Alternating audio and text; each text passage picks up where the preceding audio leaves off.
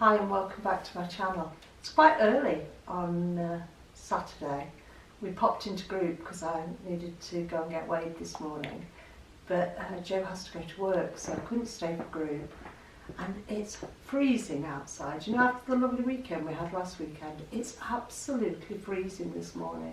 It's blowing a hoolie and it's trying to rain. So I'm glad I'm going to be indoors today. Right, a couple of things that are playing around my head, so I'm going to say them before I forget. I'm currently reading a book by David Baldacci.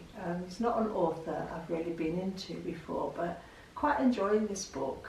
In the first chapter, quite early in the first chapter, the young woman who's an FBI agent says to him, you know, you look like you've lost a bit of weight. And he's a big guy apparently, and he said, yeah, a few pounds. And he said, I realise now, after gaining all that weight, it would have been easier to stay in shape rather than to have to get back into shape. And I think that's how I felt this week. After that big gain last week, which I'm not going to say was undeserved, because it's irrelevant really, it happened and you deal with it. After that, and the way it made me feel and the way it made me want to react, I realised, you know, it is easier to stay in shape than to have to get back into shape, because living at target is quite difficult anyway compared to losing weight.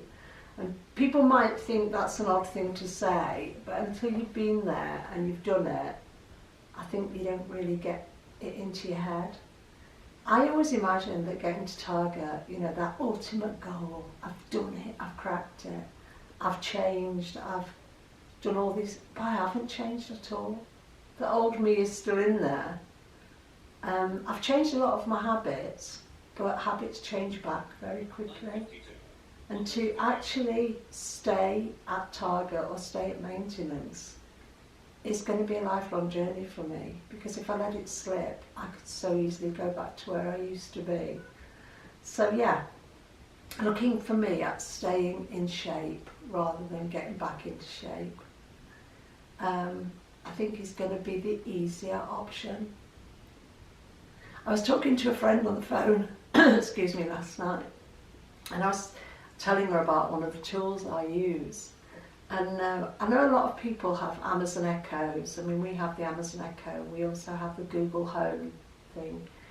And these are useful tools in lots of ways, and I don't know whether it's because I don't have sight, but I like audible reminders and audible alarms, and I'm pretty good sometimes when I feel very lazy at saying to myself, I'm going to set myself a job to do and I'm going to set myself a time to do it in for motivation. So I can set an alarm on my Echo or something, and I think, right, I'm going to go and I'm going to really bottom the bathroom, but I'm going to set myself a 15-minute alarm, so I've got to work at it to motivate myself, because when I'm feeling lazy, I don't want to do anything. I procrastinate and procrastinate. But I was telling my friend on the phone last night, one of the things I do have is my Amazon Echo that's in the bedroom, not the one that's in the lounge, the one that's in the bedroom. At 8 p.m. every evening, whether I'm at home or not, it comes on and it goes bing bong bing. This is a reminder. Your weight should start with an 8. Because for me, ideally, to be even half a pound under target takes me into the 8 stones. It feels good and it motivates me. So it does that twice. At 8 o'clock at night it goes bing bong bing. Your weight should start with an 8. This is a reminder, your weight should start with an 8. And when I was actually talking to my friend on the phone last night, it did it in the background. And I was thinking, what was I last week? 9 stone 3. My weight should start with an 8. And it makes me think positively about sticking to plan. Then I was in the lounge this morning, and before I went to group, and at 9 o'clock I'd forgotten the one in the lounge does a similar thing. But it says, ping pong ping, this is a reminder, your ultimate goal is 123 pounds. That's 8 stone 11, and that is where I really like to be. That's where I was the week before last. It wasn't where I was last week, was it? So, I'll come on to my results later, but to remember, our weight should start with an 8. This week I've been watching quite a lot of stuff on YouTube, because Joe's been working quite a bit this week, and I've been at home alone, and and watching quite a lot of stuff when I've not been out and about on YouTube about addiction, and the whole subject of addiction fascinates me because I know I am a food addict, and I know I have other addictions to certain kinds of behaviours, and I can be quite an obsessive compulsive control freak and all sorts of stuff, but those things can all be turned around to be positives. They don't have to be negatives for me today. So I've learned a lot about myself in the last, well, my weight loss journey started in 2010, March the 8th, 2010. And that's when I was at the 22 stone. I say 22 stone. The scales wouldn't weigh more than 22 stones. And I got weighed at 21 stone 5.5. And then next time, a few weeks later, when I got weighed, the scales wouldn't weigh me. So I'd exceeded 22. And I always just say my highest weight was 22 stone because, you know, that's as far as the scales could go, but they wouldn't weigh me. So that, my weight loss journey started on the 8th of March 2010. But it wasn't just a journey to lose weight, it was a journey of learning about myself and my behaviour. And it's involved a lot of counselling, which I've done privately, and over the years I've gone through a lot and dealt with a lot of stuff that's got me to where I am today. So it's not just Slimming World for me. I came to Slimming World in May 2015, so my anniversary, 4-year anniversary of Slimming World is next weekend. But what I've learnt along the way, and something I've been focusing on this week while watching a lot of stuff, particularly this stuff I've been watching, a lot of it's been about alcoholism, but I can relate that. I can change the alcohol. When they talk about alcohol, I can change that word alcohol to food, because for me the problem never has been alcohol. As somebody who grew up in a pub, alcohol was too readily available, something I could do in public. I needed something I could do in secret, so my problem became food. But I can change those things around. So when I'm watching a programme and they say I am an alcoholic, in my head I am a food addict. And I have been through the 12-step programme of Overeaters Anonymous. That's part of my recovery. And that's a massive part of my recovery from bulimia, which I suffered from for many years, and also binge eating. There's so much more to this for a lot of people than just needing to lose weight. There was a lot more to it for me. But one of the things that came up in one of the programmes I was watching this week was a great reminder, and it's the word H.A.L.T, H-A.L.T, and it stands for hungry. Well, it's about looking at why you want to react. So why do I want to eat today? What is it in me today that's making me want to eat? Am I hungry? Am I angry? Am I lonely? Am I tired? They're the 4 big things that can trigger off a reaction to picking up your drug of choice in a lot of people. And for me, I've been thinking about it this week because I've spent quite a lot of time on my own this week, which has been good. I like my own company. Yeah, let me take it one letter at a time. Let me work through H.A.L.T. Hungry. One of the things I've found when I've been doing Slimming World, and I say 4 years next week, is I am never hungry. And I don't say that lightly, it's the truth, I'm never hungry. Joe and I were just talking about it in the car coming back from Slimming World, because he does feel hungry, don't you? Yeah.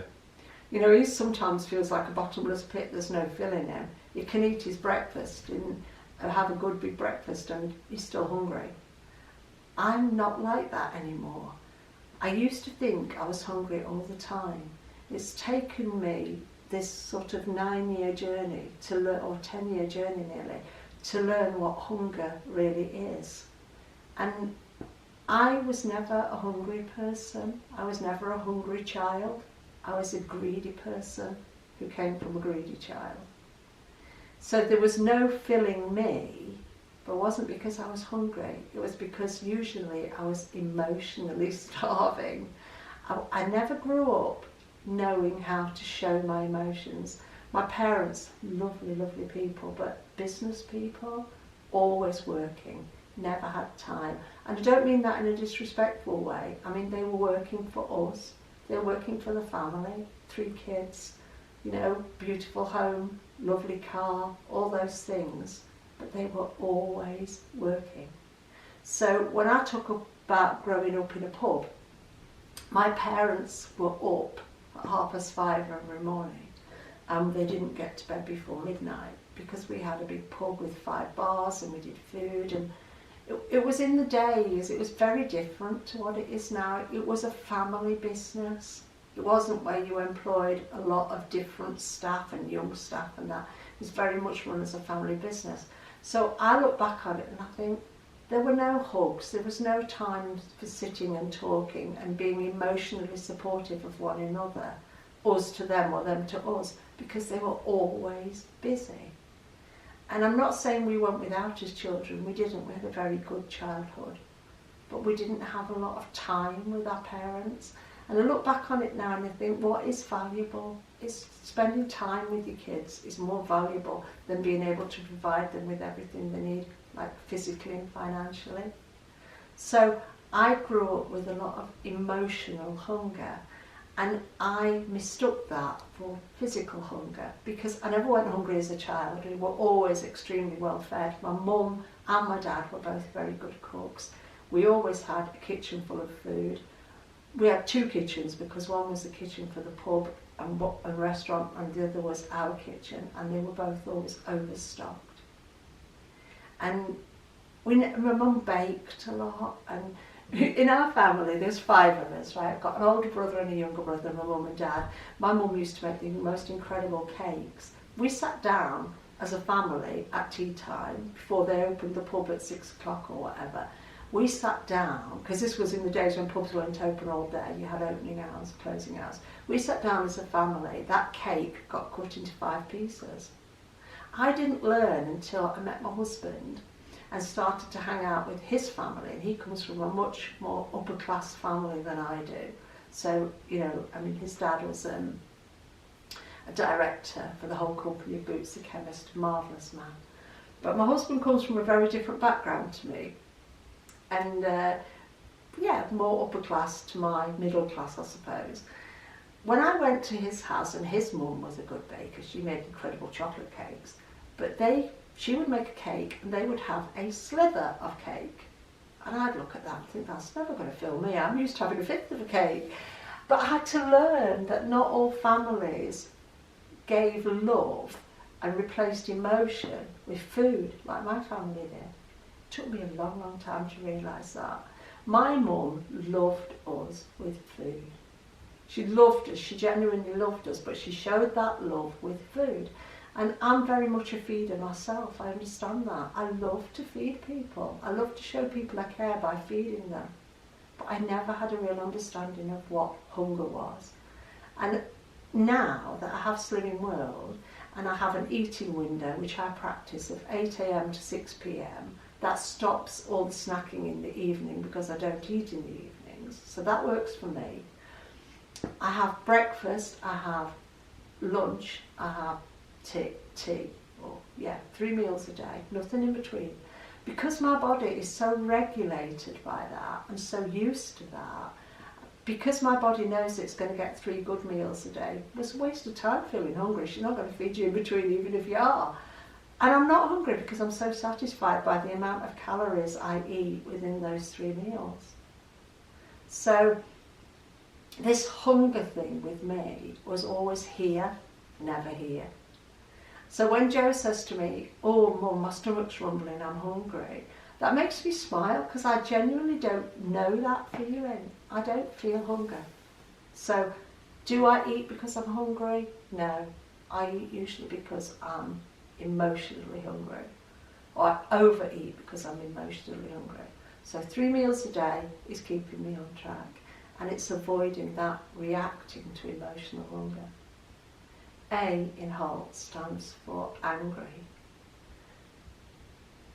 I'm not an angry person, and that's because I'm not good at being an angry person. Sometimes I would love to let rip. Sometimes I would just love to explode and say what I think.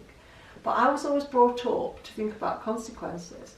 So if you're going to let rip, you're going to explode. My thing would be I'd love to throw things. But I always think about the consequences. It'd just be my luck to pick up something and throw something that can't be repaired or can't be replaced. So I bottle it. So I don't, I mean, have you ever really known me lose my temper, Joe? Not overly.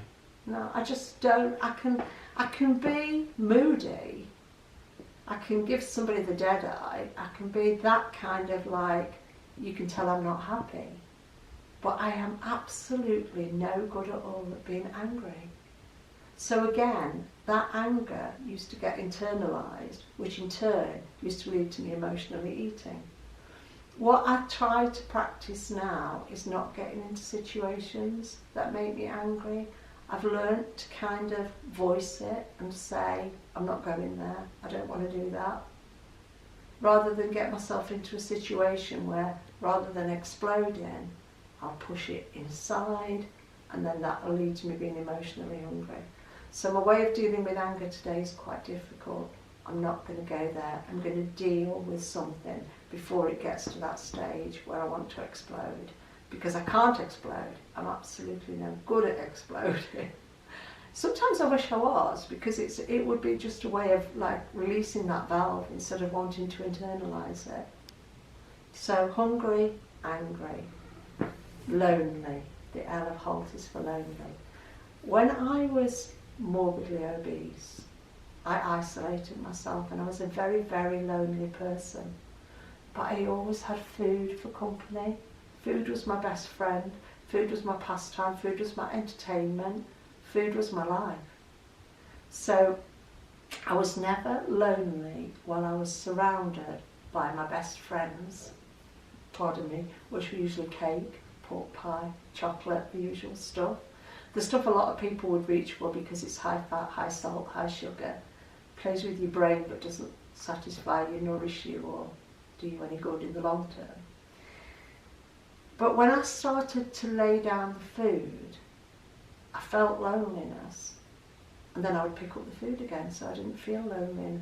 But because I was so big, I would isolate myself because I didn't want to be out there in the public eye.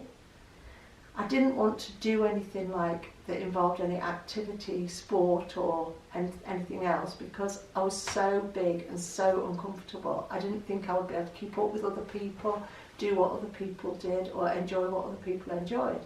So I would isolate myself and I could make myself into a really, really lonely person, which then I was off again on that cycle. Because loneliness led to spending time with my best friend, which was food, led to overeating, which caused the morbid obesity, led to wanting to isolate because I always felt like the odd one out, which took me back to feeling lonely and started the whole cycle again. And I kept myself in that cycle. When I started to lose weight and I started to get out there and do real life things, and go to real life places and get involved in going to concerts again and going walking and going out with my friends more and stuff like that, the loneliness took care of itself. It was self-imposed by the massive amount of weight I carried. Today, I could spend 24 hours in my own company and not be lonely because I'm comfortable in my body, I'm comfortable with the person I am. When I was morbidly obese, I could have fallen out with myself in an empty house, made myself so lonely, so down, because I told myself the world doesn't like you. Look at the state of you. The world doesn't like you. You don't belong. You're not a part of it. You can't keep up. You can't join in. And I couldn't in so many ways, purely because of my size. It was never my sight that stopped me doing things. It was my size. Or when I say sight, I mean lack of sight. I haven't always been totally blind. I used to be fully sighted. But being totally blind isn't nearly as big a disability to me as being morbidly obese was. I've said this before on my videos. I really mean it. And I do know the difference between being blind and being sighted and being this size and being this size. And being totally blind, to me, stops me doing far less than being morbidly obese did. Now, I know not everybody who watches these videos will have been the size and shape I was in, but I do think that we can let our weight get in the way. I'm speaking for myself. I let my weight get in the way of me having a life. And I became a very lonely person because of it. And it's just lovely today to know that even though I might choose to spend time on my own because I like my own company, I am not a lonely person anymore because I have choices. Now the T of H.A.L.T, tired, that is my worst enemy. Because when I'm tired, I don't care about myself enough. When I'm tired, I don't want to cook. When I'm tired, I can't be bothered to eat. So I might think, oh, I'll just have a whatever, something easy. Can't be bothered to make a dinner. I'll just stick a jacket potato in the microwave. That's not adequate on Slimming World. I need to food optimise. To be satisfied, to keep my weight consistent, to lose weight when necessary, I need to food optimise. And I watch a lot of videos around food. Not all, they might be about weight loss, they're not all Slimming World, because so many other ways of doing it. And I'm finding now that I get a lot of inspiration from people who aren't doing Slimming World, but people who talk about losing weight in positive ways. I only know Slimming World, that's what I do. I don't know these other diet plans inside out. I think you've got to find what works for you. There is not one size fits all. You find what works for you, and as long as you work it and you're getting the results, then good luck to you. What I found that works for me is Slimming World.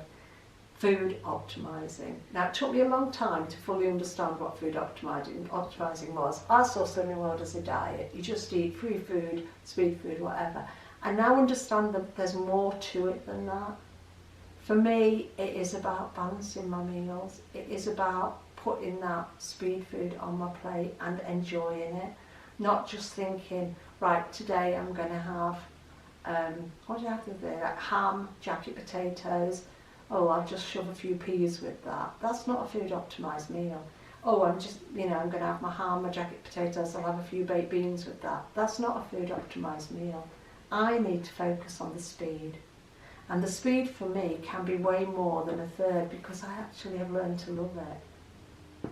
And I think unless I do that, and unless I continue to do that, I'm not going to stay in the shape I'm in. Because the whole key, I feel like I could do with a massive key, like when you were 21 and you got a big key. People still do that. The whole key to Slimming World is proper food optimising. And that's how I'm doing it, and that's how I'm keeping what I've got.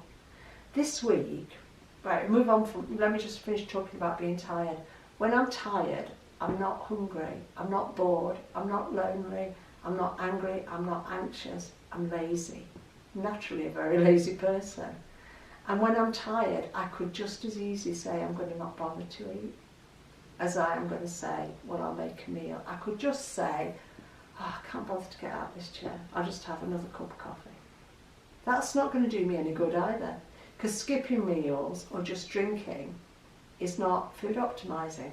And I've learnt that the hard way. I've learnt that the hard way. Slimming World works, and it works because it's a synergy, and it works because you put the parts together that make it work. You can't do one of the things I learnt about in the 12-step program was you cannot just take the bits you like and leave the rest. You've got to do the lot for it to work. Watched a really interesting video yesterday of Elizabeth Vegas, who is an American TV journalist who is an alcoholic. There's a very good video on YouTube about her alcoholism. But watching her get dry, get clean, get sober, and then crash, fall again. Because she was just taking the bits she liked and leaving the rest. And I've learned through this whole journey, through the counselling, through the everything, you can't do that. And Slimming World, you can't do that. You can't say, I like free food, I like sins, I don't like fruit and veg. It won't work in the long term unless you take the whole package. And that's the key to the success, is putting the 4 parts, the free, the speed, the sins, the healthy extras, together. Makes the synergy, it gives you the balance, keeps you satisfied, and then deals with learning about what is real hunger.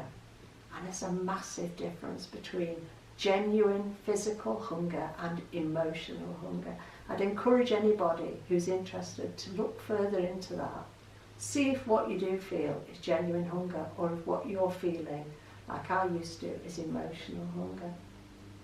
25 minutes. Okay, I'm going to just quickly move on to my results then, we do have to get on. Went to group this morning, couldn't stay, that's fine, I just need to check in. Got on the scales, got weighed and lost 3.5 pounds. Really comfortable with that because I've had a week 100% on plan. I decided, I was going to say go back to basics. There is no basics, it's just planned for me. Went back to my original plan, 2 healthy extra A's, 1 healthy extra B, and 5 to 15 sins. My average sins this week have been 13. So just went back to what I was doing that was working, that I didn't need to change in the first place. Thoroughly enjoyed my week's food. Have had some meat this week because Lent is over. But I think I've only had meat once, haven't I, Joe? Yeah, had ham one ham day. once, yeah. The start of this month, on the 6th, you were 8.13. Oh, was I? So And the next 30th of last month, you were 8.13.5. And today I'm 8.13.5. Yeah. So I weigh exactly the same today as I did on the last weigh-in last month. That's fine. That's maintaining. I'm talking to Debbie by text the other day about fluctuation. That's something I need to look into, think more about fluctuation. We've got the consistency. We need to accept that fluctuation is the key to maintaining. Have you shown my book and today's results? No. So my book will show that last week I gained 6 pounds, this week I've lost 3.5. I haven't worked hard at it. I never work hard at this plan. I just food optimise. If it's hard work, look for something else. I would say to anybody, sincerely, if you find Slimming World hard work, try something else. Because it shouldn't be hard work, it should be a pleasure. If you're going to do this for the rest of your life, you've got to find some joy in it. And I am going to do this for the rest of my life, God willing, I've got to. And I find a lot of joy in doing Slimming World. If I got up one day and thought I find this hard work, I'll probably go and try something else. But God willing, I'm sticking with this. It's been a good week. We've got a lot going on this week. There may be a video up next Saturday, there may not. But I will be back at some point. I just felt I needed to say that in case a video doesn't go up, a video doesn't go up next Saturday. Thank you for being there. Thank you for your support. Thank you for all the lovely comments and encouragements I've had this week. We will be back. It may not be next Saturday, but it will be, hopefully, if not, as soon as possible after that. All right, take care, everybody. Have a good week. Remember, it works if you work it. It won't if you don't. Try and enjoy it. Cheers.